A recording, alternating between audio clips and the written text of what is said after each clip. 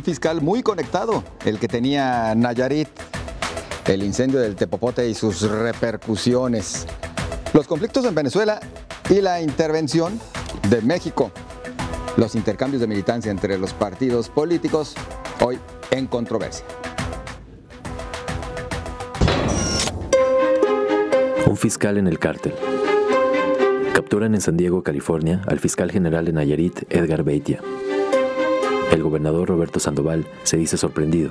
La Corte Federal de Brooklyn señala que Beitia operó desde la dependencia estatal para manufacturar, importar y distribuir drogas los últimos 4 años. Beitia operaba para el cártel Jalisco Nueva Generación en Nayarit, que según reportes de inteligencia es solo territorio de tránsito. El fiscal había sido reconocido a nivel nacional por el presidente de la República, otras autoridades y organismos civiles por llevar a la baja varios delitos, incluyendo secuestro y homicidio. Su captura ocurre en época electoral en Nayarit y en la que se avisora como una elección difícil para el PRI.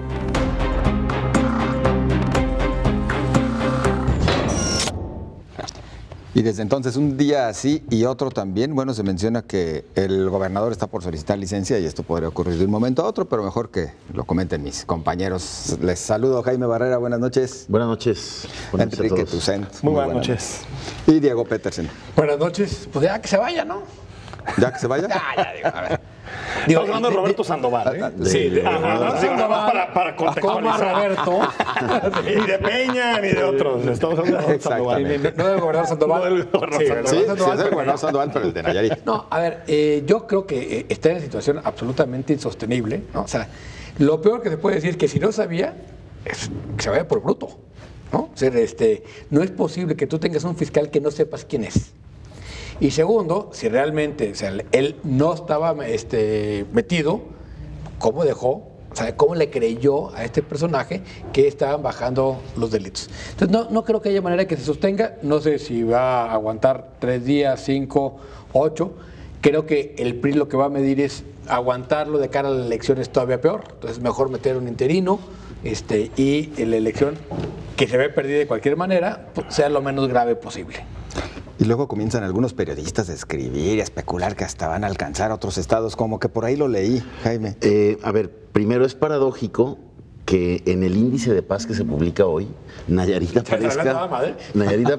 aparezca en el segundo estado con mayor índice de paz, no solo abajo de Yucatán, creo. La Pax Narca. La Pax Narca. Pero bueno, ya los indicadores ya no dan para paz. A ver, es la Pax Dieron Narca. hasta 2016. Oye, pero también decían que maquillaba cifras, ¿no? 60% de los homicidios dicen no fueron ¿El reportados. índice de paz quién lo hace? No se ¿Quién lo reportaban. elabora? El índice de paz que se... Pero ¿quién es la instancia que lo hace? Lo elabora con datos del INEGI, ¿no? ¿Pero quién? O sea, ¿es una institución seria? ¿O? Sí, es una institución seria y copia el método del índice global de paz, que mide también el índice de paz de Estados Unidos, de Inglaterra, de Naciones Unidas. Sí. Bueno, ¿qué se habla? A ver, este señor, su sombra alcanza al primer gobernador independiente de Nuevo León y de México, quien inmediatamente sale y dice, era mi amigo, y hoy se asegura que hubo un apoyo financiero para la primera campaña. Roberto Sandoval que dice, no, pues yo lo único que sé es que ese señor me bajó los delitos a la mitad. Y pues es muy cercano el señor procurador, si ayudaba a los de Nuevo León, dicen que el señor venía seguido a Guadalajara, que invirtió en empresas de transporte, que invirtió en hospitales y que desde esas empresas hay a muchos políticos a los que también apoyó que hoy están en el poder. Lo que yo quiero ver es si hay alguien ya investigando eso, si hay algún indicio o si todo lo que está hablando este señor en Estados Unidos va a repercutir acá. Otra de las cosas que yo apuntaba es, qué curioso que a poco más de 2 meses de la detención del Chapo o de su... O sea, el mismo jurado. Exactamente, no. Y de su extradición en 8 semanas, poco más de 8 semanas, haya consecuencias y Estados Unidos detenga a este señor entrando a Estados Unidos. Jorge Fernández dice que sí fue el Chapo el que cantó. A ver, no hay ningún elemento más que es el mismo jurado. ¿No? Y bueno, eso pues como que sí es congruente, no se articula. Sí, suena, ¿va? Aquí lo detuvieron 3 veces las autoridades y no pasó absolutamente nada, ¿no? Es decir, no hay uso de la inteligencia, de la información que dan los detenidos. para haber debilitado el cártel de Sinaloa, para haber mejorado el combate a la delincuencia organizada. Sí, pero o más bien llegan a documentos que dicen, o a información que dicen, mejor no le movamos, ¿no? Perdón. Hasta, sí, a ver, yo creo que sí creo que el Chapo está dando información en Estados Unidos y qué bueno que de alguna forma se empiece a desmantelar la trama de protección que hay en torno al crimen organizado y en donde los políticos juegan un papel de primera línea. Creo que eso es una noticia positiva.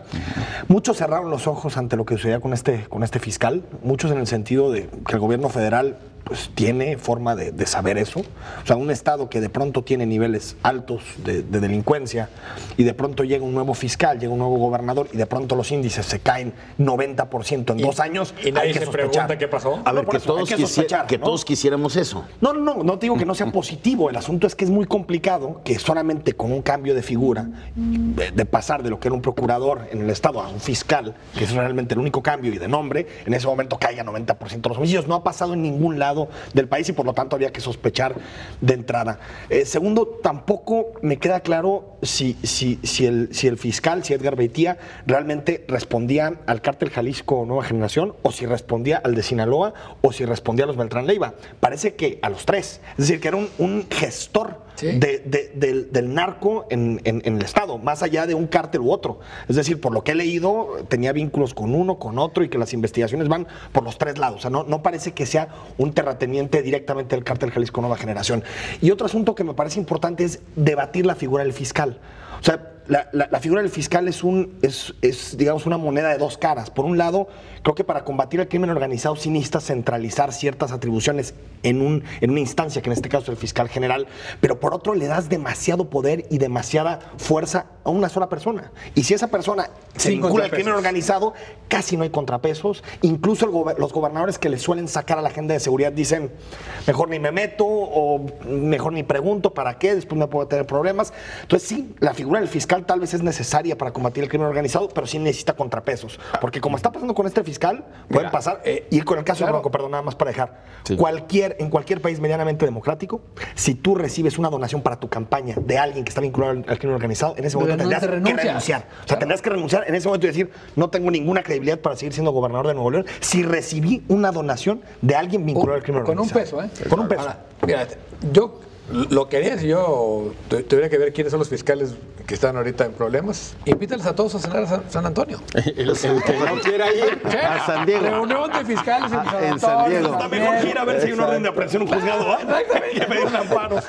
El que no llegue ya sabe. A ver, la detención de ese señor vuelve también a mostrar toda la vulnerabilidad, la poca utilidad del sistema de exámenes, de control y confianza. ¿Y dónde está el CISEN? Que aquí ya hemos visto que pasas en la PGR y apruebas en la SEGO o al revés. Yo creo que todas estas instancias se han debilitado. Entonces, a ver, peñanietismo. Este fiscal, supongo que para nombrarlo fiscal tuvo que haber hecho exámenes y nadie descubrió que estaba a la sorda, no solamente solapaba, no solamente se hacía de la vista gorda, sino que era parte de, era parte de la delincuencia organizada del cártel. Si no es lo mismo pactar que ser parte. Y según los gringos, pero no sabemos, es otro elemento mayor. Pero no sabemos si, si pactó llegando a ser fiscal o si ya era parte antes de ser fiscal. Y según los gringos producía y aparte iba y la vendía, ¿no? La introducía a Estados Unidos. Que tenía todo un plan para convertir a Nayarit en el nuevo gran centro de producción de amapola y heroína, ¿no? Porque Guerrero trae problemas. Yo creo que siempre ha existido esta idea del pacto con el crimen organizado. Que sabemos que es un pacto muy inestable, porque por más que te sientes en la mesa... Porque es inestable el crimen organizado. De entrada, ¿no? Y el crimen organizado sí le puede, o tiene un incentivo a sentarse, que no haya violencia, que lo dejes traficar en paz, y por lo tanto también el gobernador en turno tiene el incentivo de sentarse y no me hagas desmadres, tú comercias tus negocios, pero olvídate de la violencia. Trabajar. Sin embargo, siempre estos pactos terminan mal, ¿eh? O sea, lo hemos visto prácticamente en todos donde ha habido sospechas de pactos, siempre terminan en un rebote de la violencia violencia, porque en realidad se diluye la autoridad del Estado Totalmente. en ese momento. Sí. Es decir, La erosiona ya totalmente. Estado y narco se convierten en uno mismo de alguna forma y por lo tanto es imposible reencauzar. El problema sí es... puedes hacer como gobernador, creo, Sí. que no es un pacto, sí decir, a ver, mi prioridad no es agarrar droga. Sí, pero... Y por lo tanto mandas un mensaje y le dices, si tú no te metes a generar violencia, no te voy a agarrar. No, pero a ver. Pero es Es un decir, pacto implícito. No, porque al final sí estás mandando un mensaje Yo diría diciendo, que prefiero el bien mayor de que no haya violencia. El problema de fondo, de tener Enrique, drogas. es que justamente todo el narcotráfico y el crimen organizado en México está sustentado en el Estado. Y nunca se ha querido agarrar a ninguno de los políticos que sustentan esto. O sea, tuvo que ser una autoridad estadounidense la que agarró a un fiscal. ¿Cuántos hay metidos? Digo, está el jefe de la policía de Veracruz, que está involucrado hasta en los entierros clandestinos, ¿no? Imagínate, presidentes municipales, Entonces, jueces. cuando lo intentó Calderón, que agarró a los presidentes municipales de la zona de Tierra Caliente, de Michoacán, hubo una gran rebelión de los partidos, incluyendo el suyo, para que lo soltaran a todos. Y a partir de ahí no se ha vuelto a tocar un solo político vinculado al crimen organizado. No digamos de presidentes municipales, gobernadores, secretarios de Estado, jueces, ¿no? ¿Quiénes son? A ver, reitero, en la detención del Chapo Guzmán, la primera vez por allá en el 2001, ¿no? La primera fue en aprehensión Guatemala. fue en 93 en Guatemala, después del... Sí, la de Luego Fox, se va en el 2001 y lo recapturan hasta el 2004. 2014. 14, sí, tú. Esa es la segunda vez que lo tienen. Y luego en el 2016, a principios, ¿cuándo supimos quién protegía de la clase política y ¿Quién estaba en su nómina? gubernamental mexicana? ¿Quién hizo crecer tanto el cartel de Sinaloa? ¿Quién estaba en la nómina? ¿Qué policías lo cuidaban? ¿Qué empresarios le limpiaban la lana? ¿En qué giros?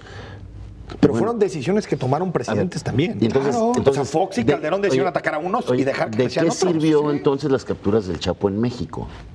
O lo que decía ¿De qué sirve involucraba, capturar a cualquiera? oye, o lo que decía o delataba involucraba a tan altos niveles de gobierno que preferían mejor calladitos todos, no pasa nada, ¿no? ¿Cómo quedan paradas las autoridades mexicanas cuando No, se no, dice paradas que, ni madres, ¿no? que detrás de Beitia ya iban y que lo traían cortito y que ya casi llegaban a pues, estaban ya en el mero. ya merito? Es lo que nos dicen. Pero es que creo que más desprestigio a las autoridades. Claro, que eso, ya no güey, se puede. como- No, como- ya no se puede. No, no, pues claro que Como no. policías chinos, ¿no? Y yo creo que el PRI, si le faltaba, las distancias son 14, 15 puntos en Nayarit, el PRI ya perdió la gubernatura, está clarísimo. O sea, va a ver, yo- ganar Echeverría, ¿no? Y yo quiero ver el uso que le va a dar Donald Trump a esto en De una los bad situación, hombres. A ver, de crisis entre México y Estados Unidos. Y no va a ser el único, ¿eh? Yo creo que va a haber varios para presionar al gobierno mexicano sobre ese tema. Hubo un discurso de Trump donde dijo México tiene un gobierno muy corrupto y los mexicanos no merecen eso, ¿no? O sea, pero tú que dices más intervención en el país Sí, a través o sea, no, de DEA, organismos A ver, militares. a ver, ya Van a declaró señalar tal, ¿Sí? casi te llega a los pinos el tema. Pero ya con el Chapo era lo mismo, ¿no? Tenemos que ir a una pausa. Se prendió el cerro. Se prendió el cerro. Regresamos. Mejor dicho, ¿En Nayarit? No.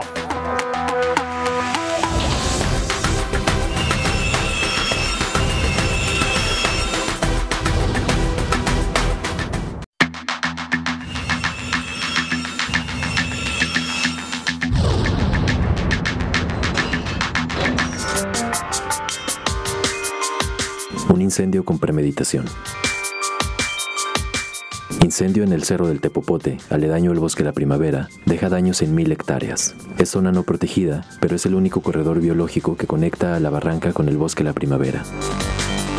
Sin este, es incierta la sobrevivencia del lugar. No se descarta que el incendio fuera premeditado, asegura la titular de Semadet. Entrega al municipio de Zapopan permisos de urbanización en la zona. La reserva del bosque tiene fuertes intereses ahí mismo. Autoridades prometen veda inmobiliaria.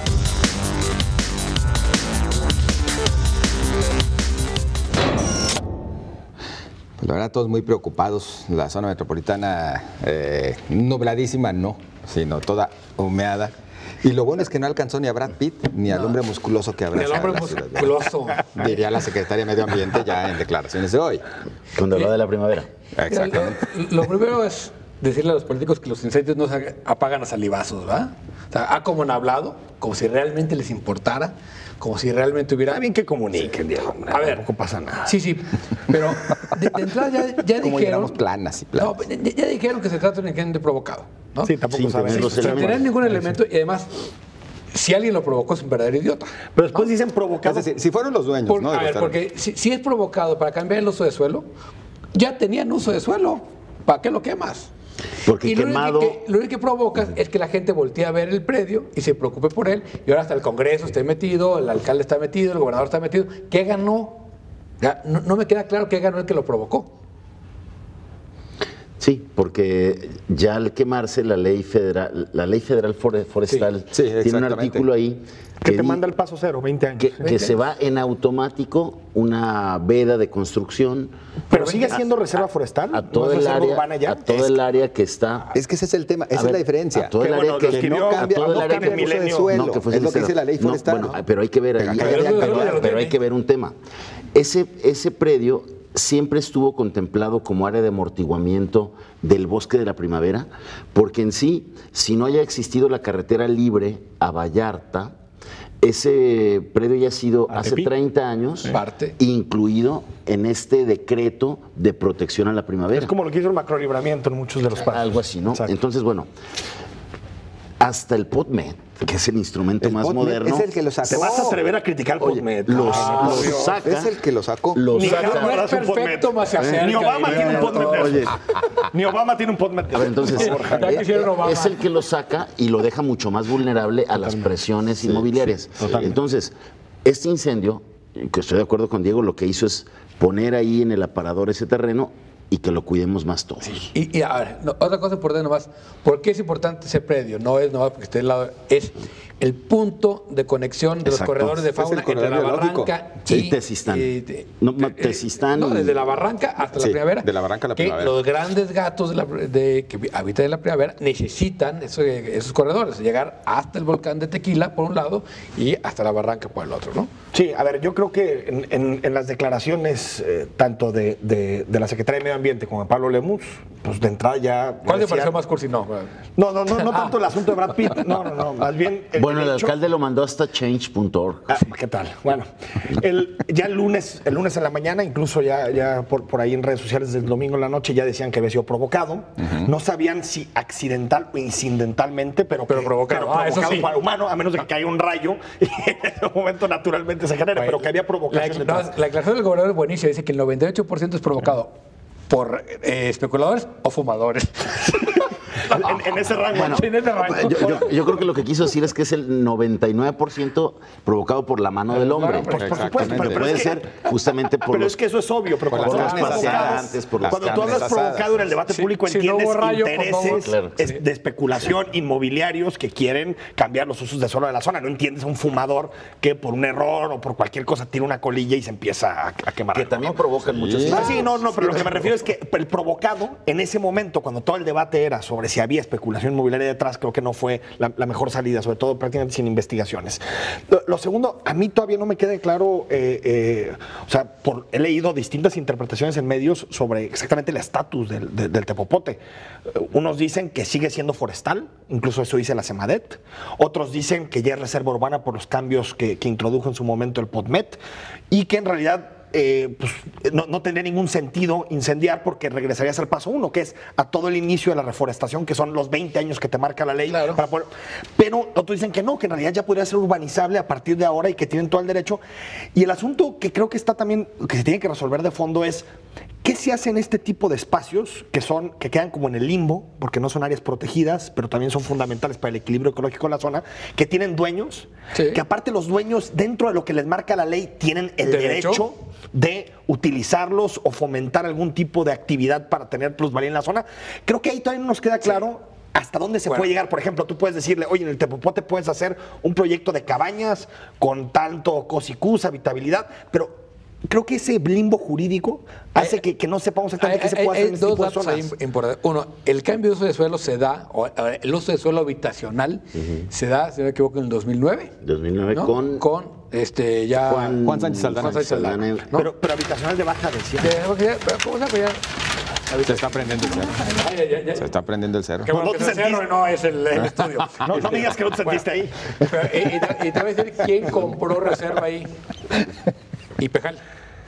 El Pensiones. Mira. Pensiones tiene reserva ahí. Órale.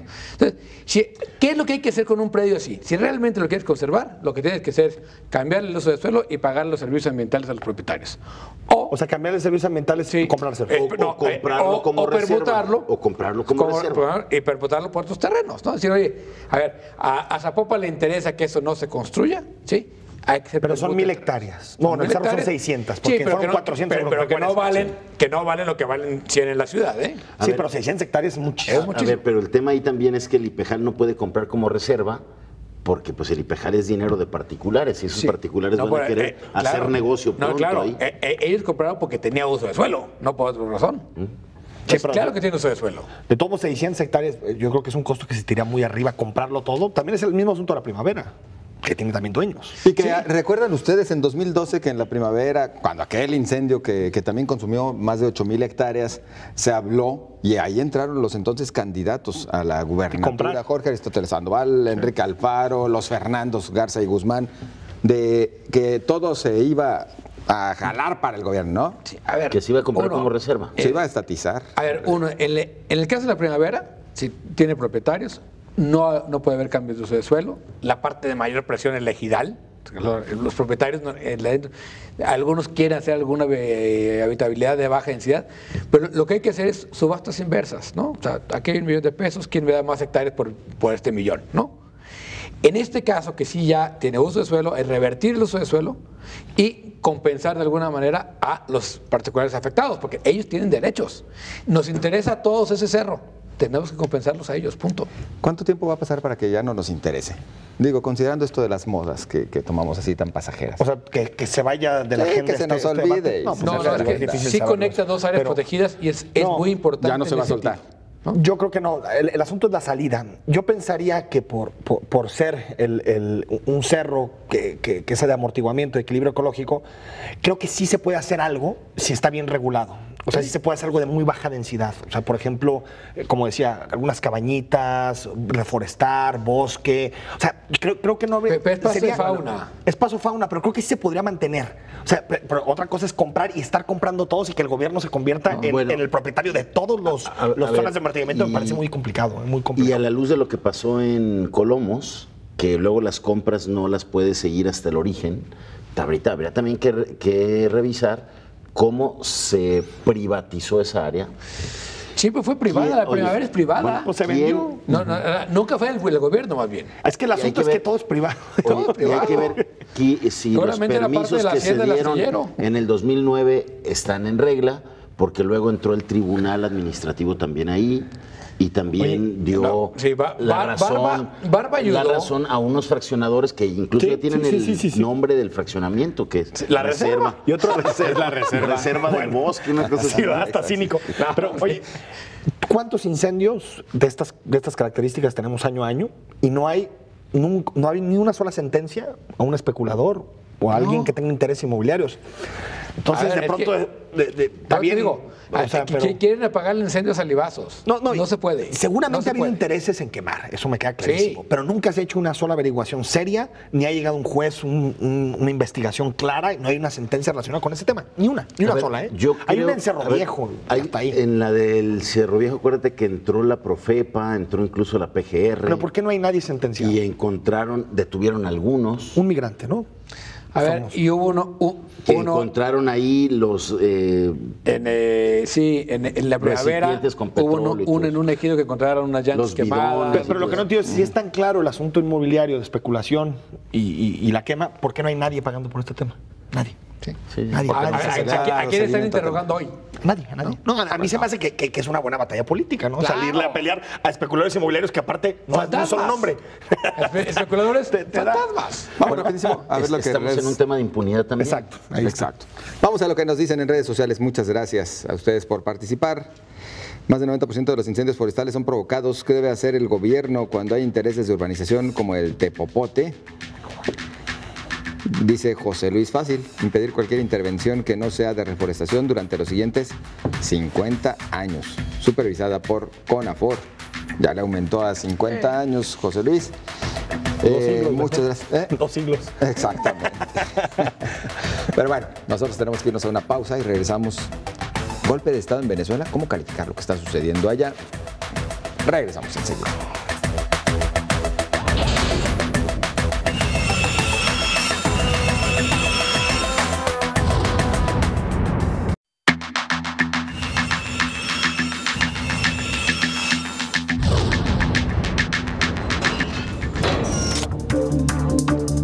México contra Venezuela, candil de la calle. Otra vez hay tensiones entre México y Venezuela, que en 2005 incluso retiró su cuerpo diplomático. ¿Quién no recuerda aquella advertencia de Hugo Chávez a Vicente Fox? No se meta conmigo, caballero, porque sale espinao. En este 2017, el canciller mexicano Luis Alfonso de Alba propone ante la Organización de Estados Americanos revisar periódicamente la situación política de Venezuela. En respuesta, el vicepresidente venezolano Diosdado Cabello llamó a México falso e hipócrita y abundó que en el país todos los días se encuentran un cementerio clandestino, donde asesinan a maestros, a los estudiantes los desaparecen y están preocupados por Venezuela. El gobierno de Maduro ha calificado las acciones de la Cancillería mexicana como una política de agresión y de intervencionismo. Bueno, pues la Organización de Estados Americanos ya también ha advertido lo que está ocurriendo en Venezuela y demás, pero pareciera que el conflicto con México está más sabroso.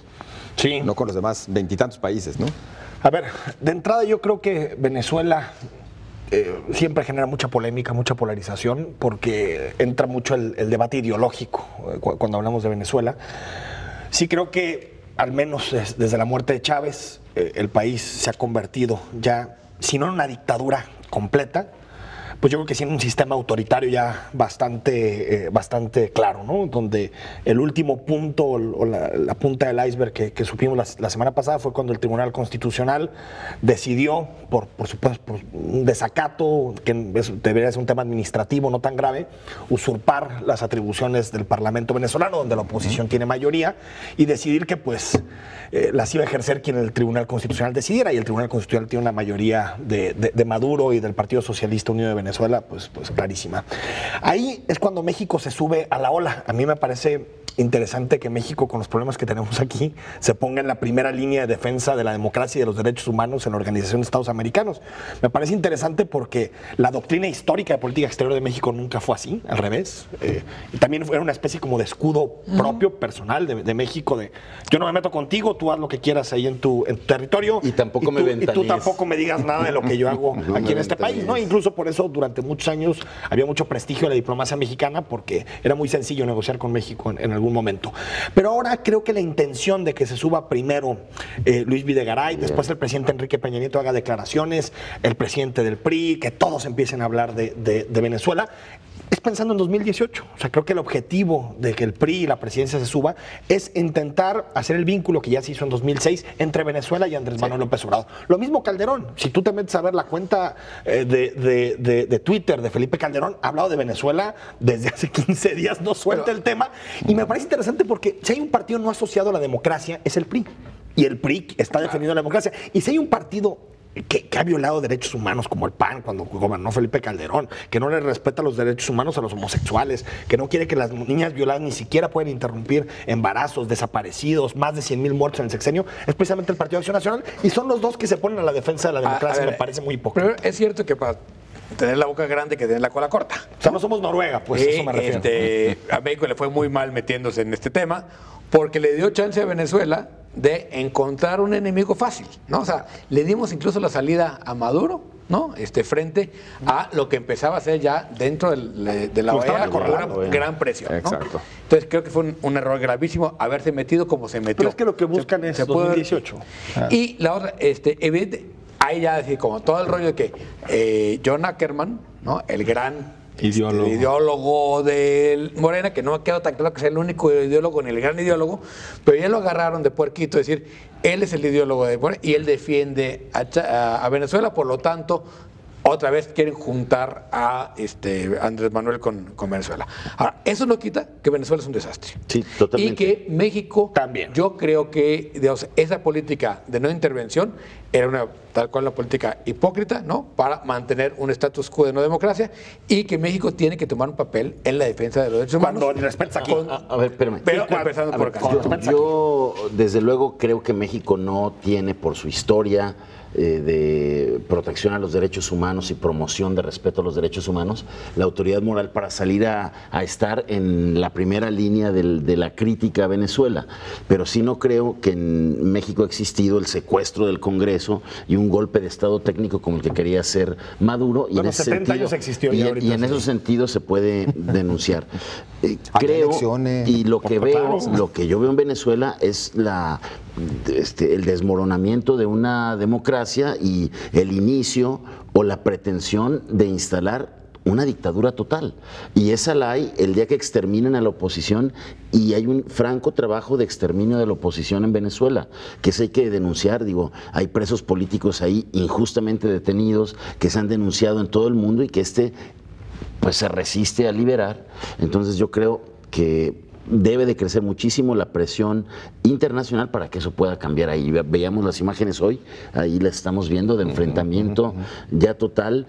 Hay un colapso económico también por el malestar que hay en Venezuela. No, que también hay malestar por el colapso económico. Que también está ahí empezó presionando, a resquebrajarse el chavismo, ¿no? muchísimo a Nicolás Maduro, ¿no? Está viviendo Entonces, tiempos pues, extras, ¿eh? Sí. O sea, yo creo que no va a ya. durar muchos años o muchos meses más. Pero- ¿no? Ya pero está, fíjate, es el principio del fin de Maduro. Si y no ese tuvieran como objetivo vincular a Andrés Manuel López Obrador con Venezuela, Sería una hubieran posición encontrado de- otras alternativas. Claro. México, si ha tenido algo en términos de prestigio de su política exterior, era precisamente servir para lograr acuerdos. Lo hizo en muchísimos países centroamericanos, que se sentaba en la mesa y decía, a ver, de oposición. contadora para acá. De ¿no? contadora para acá, la diplomacia mexicana era fundamental para eso. No, ahorita lo que hace es meterle más Leña. gasolina al fuego, más leña al fuego.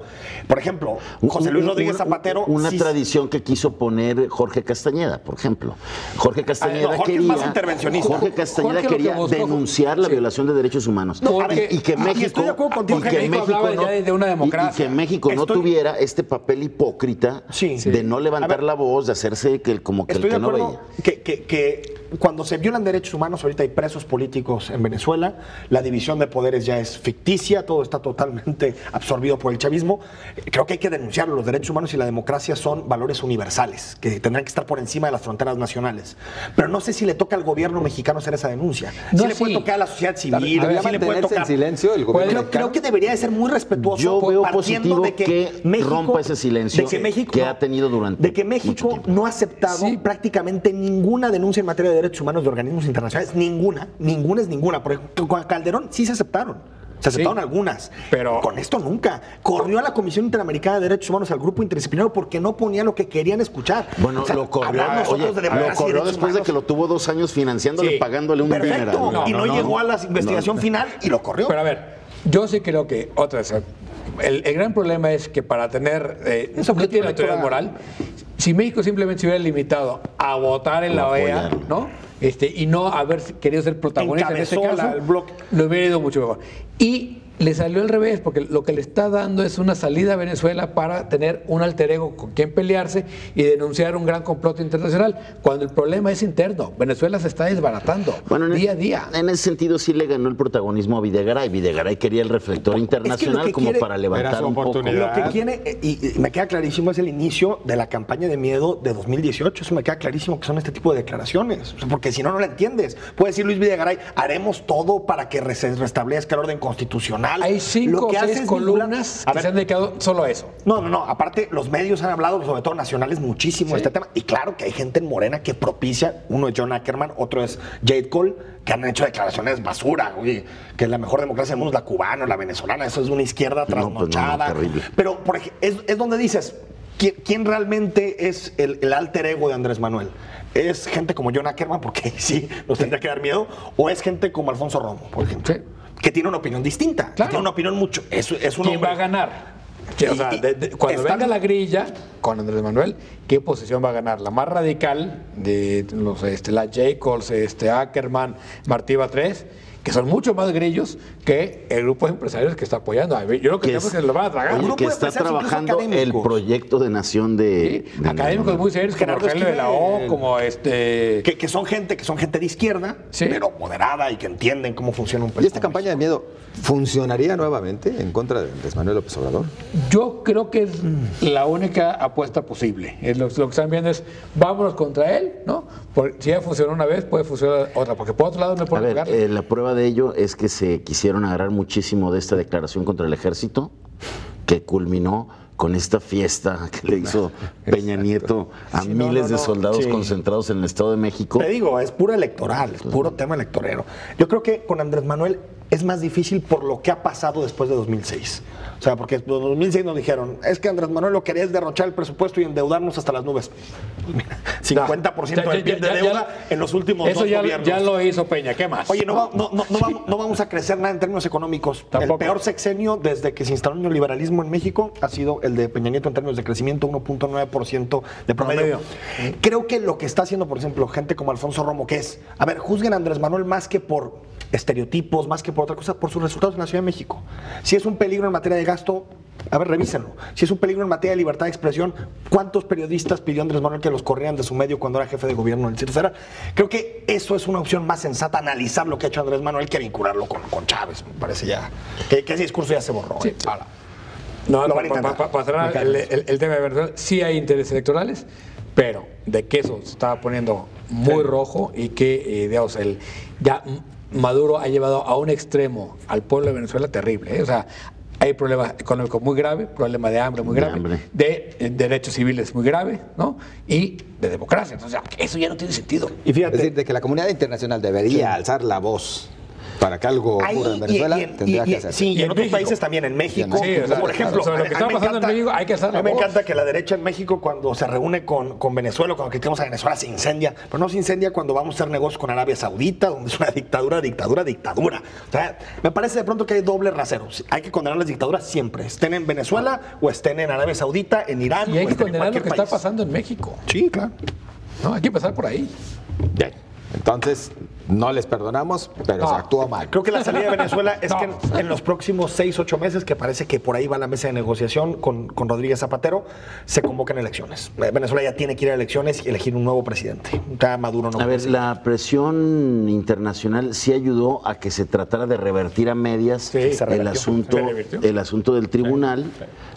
Y me parece que la actitud de la oposición en Venezuela es muy inteligente al no creerse ni comprarle este acto de contrición de Maduro, de revertir esta decisión del tribunal de usurpar los valores del Congreso o la función del Parlamento, y habrá que seguir por ahí presionando, denunciando, y yo creo que pues México debe seguir ya en ese frente y ser congruente en otros momentos en otros países. En el caso de Leopoldo López, preso político en Venezuela, es como si Peña Nieto metiera en un juicio amañado a López Obrador a la cárcel. No, sería un escándalo. O por ejemplo, lo que pasa con el estado que gobierna Capriles, que es otro líder de la oposición que le pusieron venezolana, un arriba por decreto. O que le cortó los fondos federales. O sea, es una cosa terrible lo que está pasando en Venezuela, ¿no? Vamos rápido a las redes sociales. No lo tiene ni Obama, ¿va? No. Sus comentarios en redes sociales. Muchas gracias, Venezuela. Golpe de Estado. ¿Qué debe hacer la comunidad internacional ante el conflicto? Vamos a su respuesta. Nagano Walker Rino dice, ya era tiempo, lo mismo deberían hacer en Rusia y en Cuba. Bueno, muchas gracias por su comentario. Sigue la lista. Exacto. Nos vamos a la pausa y continuamos, no se vayan.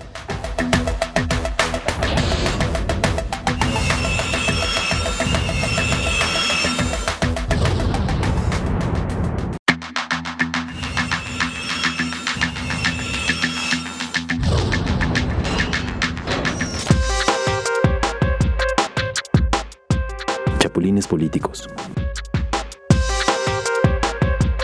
La semana pasada venció el plazo para quienes pretendan ser reelectos por otro partido en Jalisco. Esto motivó a que militantes de partidos cambiaran de color, sobre todo emigraron a Morena y Movimiento Ciudadano. La Iglesia Católica criticó a los chapulines.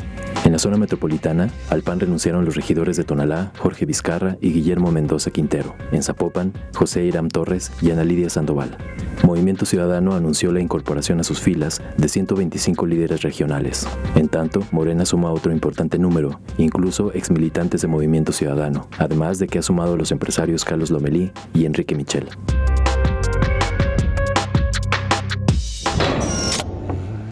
Y nada más para complementar, porque además las cifras son muy importantes. Hoy me decía Enrique Aure que ellos perdieron 4, pero ganaron 5. O sea, más 1. Sí, están en un contrato favorable. Todos están haciendo cuentas. O sea, cuando la política es eso. Oye, todos están haciendo cuentas y concluyendo de que, bueno, se fueron 2, pero regresaron 4. Y tú ves y no salen las cuentas, ¿no? No salen las cuentas. En las épocas del partidazo, del partido único, le decían los búfalos, que se iban a la cargada, ¿no? Va todo. Qué bonito nombre. Sí, los búfalos, ¿no? O sea, porque iban a la cargada. A ver, pero hoy define un partido a quién recibe y de qué calidad recibe. Si un partido no se reserva el derecho de admisión, como diríamos. A ver, el PAN había corrido a Vizcarra, lo voy a admitir para que se vaya. Qué bestia, ¿no? Exactamente, o sea, eso en vez de pues dar. Ya no ve futuro ahí. O sea, en vez de dar. Busca futuro a otro lado. Este asunto de la ley electoral es como un revelador que pone en toda su expresión el asunto de este pragmatismo rampante que ha dominado en los partidos políticos y que ha dejado de lado cualquier tipo de orientación al elector. O sea, claro. El ciudadano veía en la propuesta de un partido, no que conozca los principios básicos a conciencia y a detalle, pero le daba una idea, ¿no? Al ciudadano que si votaba por la derecha iba a tener por el PAN, iba a tener a alguien. ¿El PAN podemos seguir pensando que es de derecha? Sí, entonces. ¿MC? O no tengo ni idea. No sabes ni qué es. No tiene ni idea. MC, pues depende en Jalisco es derecha, a nivel nacional es izquierda. Esto manda puros pristas en todo lado. De la ley electoral y que un político que llegó por un partido a un puesto de elección popular y tenga que definir si va a seguir con ese partido o con otro, lo que vimos el sábado, pues es una vergüenza, porque este barco ya se está hundiendo, el que me trajo aquí, me salto al otro, y es un pragmatismo que solo genera confusión en el ciudadano y un desprestigio mayor al de por sí ya pues muy poca credibilidad que tienen los partidos políticos. Sí, a ver, yo creo que la gran tragedia de la política es que pierda su contenido. Yo creo que eso es lo único defendible de la política, es que sea un espacio de ideas, de cambio, de transformación, de posiciones ideológicas que permitan generar consensos, pero al mismo tiempo disensos.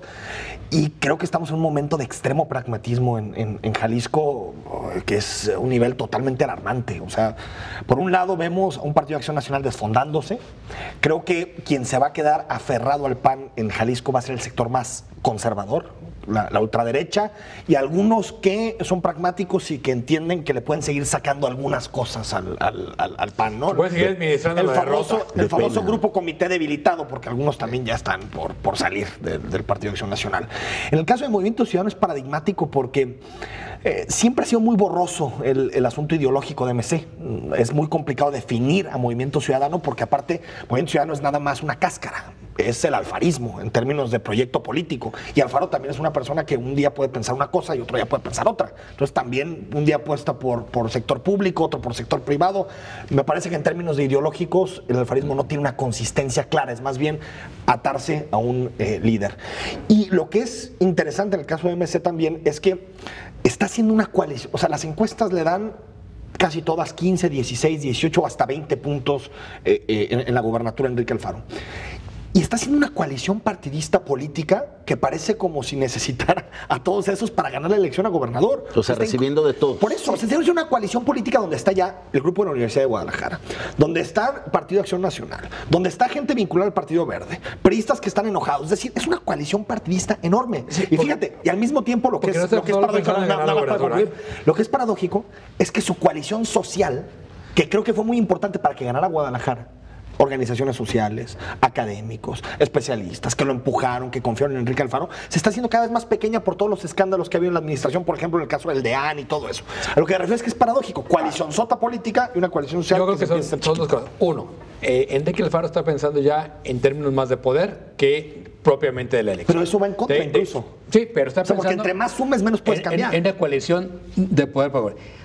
Lo que me parece a mí más patético es lo de Morena. Es decir, que Morena esté reclutando a empresarios que de izquierda no tienen nada, que no comparten el proyecto de Andrés Manuel para nada y que simplemente están viendo el oportunismo. Carlos Lomelí sí lo ha compartido. Carlos Lomelí ha sido candidato de Morena, bueno, no de Morena, del PRD, con Andrés Manuel, ha sido parte de los acuerdos con Andrés Manuel por intereses económicos que vienen desde que Andrés Manuel estaba gobernando, desde que el PRD estaba gobernando. Pero de izquierda tiene lo que yo no tiene nada, ¿no? Nada. Entonces, y no digamos Michelle y Ábrego, ¿no? O sea, que eso me parece todavía más patético. O sea, yo quiero ver Cosío, ¿qué me dices? Y Cosío, ¿no? Que dices, bueno, declarado de izquierda. Realmente, ¿qué es? No, a ver. Cosío es el ejemplo más claro del pragmatismo. Totalmente. ¿no? Por todo lo pasado. Y lo que al desdibujarse los partidos, ¿no? Es decir, que ya no hay, digamos, una claridad. No digo, a ver, es que ya eso de izquierda y derecha se acabó. ¿Qué piensa el partido? ¿Por qué apuesta? ¿Cuáles son sus líneas definitorias? Lo que va a pasar es que todos son intercambiables, ¿no? Y la política va a perder, digamos, esa posibilidad de alternancia. ¿Contra quién alternas? Tú como ciudadano, ¿qué más te da votar por un partido u otro? ¿Cuál es tu posibilidad? ¿Dónde está tu abanico? ¿No? Bueno, la cosa es también a estos que se movieron, pues darles un seguimiento especial, ¿no? Para que por lo menos el ciudadano ya sepa que son ya sabemos que son unos pillos. La mayoría de esos, la mayoría de esos, José Ángel, ¿quién le va a ir a Vizcarra? Entra en la lista pluri, casi siempre, que aparte es otro debate. Yo creo que si tú entraste por la lista pluri no podrías llevarte tu puesto. Tendrías que dejarlo en ese momento porque tú llegaste por una lista de un partido político y por lo tanto no te pertenece a ti ese escaño o esa curul o lo que sea, no te pertenece en términos reales. Pero creo que lo más grave, Diego, es pensar que un partido que tiene tanta fuerza como Movimiento Ciudadano en Jalisco, pues parece que no tiene proyecto. No tiene proyecto. O sea, porque Morena, tú dices, Morena está destrozado en Jalisco, lleva tiempo, ¿sí? Administrado por unos, por otros grupos que se pelearon, después de la muerte de su ex líder también generó ahí todo un vacío clarísimo en Morena. Creo que Morena tiene la parte, y yo los conozco bien y me parecen muy rescatables, de los jóvenes jaliscienses que están en Morena, creo que son rescatables, muchos de ellos egresados de ciencias políticas, conocen de los temas, pero Movimiento Ciudadano, en la medida en que ha ido avanzando, se ha ido desdibujando. Creo que en su momento sí había un proyecto claro que conjugaba transparencia y orden, sobre todo. Esos eran los dos ejes. Y de poco en poco tú puedes decir, oye, del alfarismo, digamos. Uribe gobierna de una forma, los diputados piensan de otra. Es decir, me parece que en términos de proyectos ideológicos no vemos nada. Yo creo que hay momentos en que también son dispares las posiciones en ciertos temas. En el caso de Morena, yo veo ahí un trabajo que sí puede sorprender por el trabajo que están haciendo en la construcción de estructuras adentro, pero donde también están poniendo como prioridad, digo, como que traen las solicitudes de afiliación. Nos hablan de 40,000 militantes ya de Morena en Jalisco. Para poder primero llenar y cuidar las urnas y luego cubrir las cuotas en los puestos de puestos de elección popular que van a estar ahí. Pues sí, multimillonarios, ¿para qué? Para que den lana para la operación. Claro. Oye, también, hablando de estos temas y incorporaciones, ya lo surrealista, conferencia de prensa Ismael del Toro, coordinador de los diputados de MC, con Octavio Pérez Pozos. Imagínate. Sí. O sea, alguien que está metido hasta el fondo en la trama López Castro, en el fraude López Castro, sale al lado del coordinador dándole como la bendición. Pues ya lo perdonaron, ¿no? Dijeron, aquí está el documento. Pues, cambio cuál. Pero a ver, una cosa es que había perdonado y otra cosa es que no haya existido el fraude, ¿eh? No, un juez que creo que de forma corrupta, porque está clarísimo que consintió un pago e incluso lo ejecutó, $500,000, entonces ahí está consintiendo el fraude. O sea, un juez, no sé, basado en qué, o sí. A ver, porque puede haber una cuestión de proceso, y con lo cual anulan todo, pero está demostrado que ahí hubo un fraude, un intento de fraude clarísimo, ¿sí? Y está comprando cascajo. O sea, oye, tú vas a la tienda a comprar unos cigarros, los pagas y no te los dan y dices, bueno, gracias. Gracias. Oigan, no hacen caso. Negocios. Hablen del PRD. Bueno, el PRD. Es un partido. Espérate, ¿cómo se llama? Sí. El PRD. No, pero yo le decía el otro día a un gran militante del PRD que respeto mucho, es que una cosa que traes del partido y otra cosa es que el partido se te va. Se acabó, ¿no? Están quedando solos los periodistas, ¿no? Ahora, yo hablaba hoy con Raúl Vargas, con el doctor, que le dije, oye, doctor, pues te estás quedando solo. Eres optimista. Te estás quedando solo. Y él planteaba algo que aquí mismo hemos comentado en otros foros, del asunto de que sí, finalmente el PRD es el que ha tratado de mantener como esta agenda de izquierda. En Jalisco metió el debate al Congreso del asunto de los matrimonios igualitarios, fue quien encabezó sus diputados la discusión de la legalización del uso de la marihuana medicinal recreativo, ha estado ahí en el tema del aborto, en fin, un partido que por lo menos ha sido medianamente congruente en esos temas, con la agenda de ampliación de libertades. Porque cuando son cuotas, cuando son pasar cuentas públicas, repartirse auditorías, se les olvida que son de izquierda, dicen. Oye, ahí se portan igual que la partidocracia en los temas de impunidad. Al revés, son los que encabezan. Y si que hay que sumar gente de aquí y de allá, también lo hacen. Creo que eso es lo que les hizo ¿No tuvieron a Fernando Garza de candidato estos señores? No, totalmente. No, de pena. Por eso decía que vamos a ir a algunos de los comentarios. Por eso decía medianamente. Había que subrayar ahí. Entre las preguntas de hoy, más del 90% de los incendios forestales son provocados. ¿Qué debe hacer el gobierno cuando hay intereses de urbanización como en el Tepopote? Sus respuestas: María García, una opción sería proponer al dueño reforestar, y no es broma lo que mencionan, construir cabañas, y así mantendrían el bosque como Tapalpa, dice María García. Los nexos delictivos del ex fiscal Nayarita, ¿hasta dónde llegarán las implicaciones?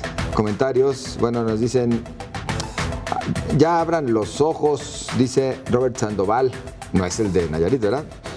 Ya abran los ojos, pueblo. Moreira, el de Veracruz, ya no alcanzamos a leerlo. Porque Moreira va a pluri en la 1 del partido joven. Nos vamos, muchas gracias. Gracias. Gracias, buenas noches. Buenas noches.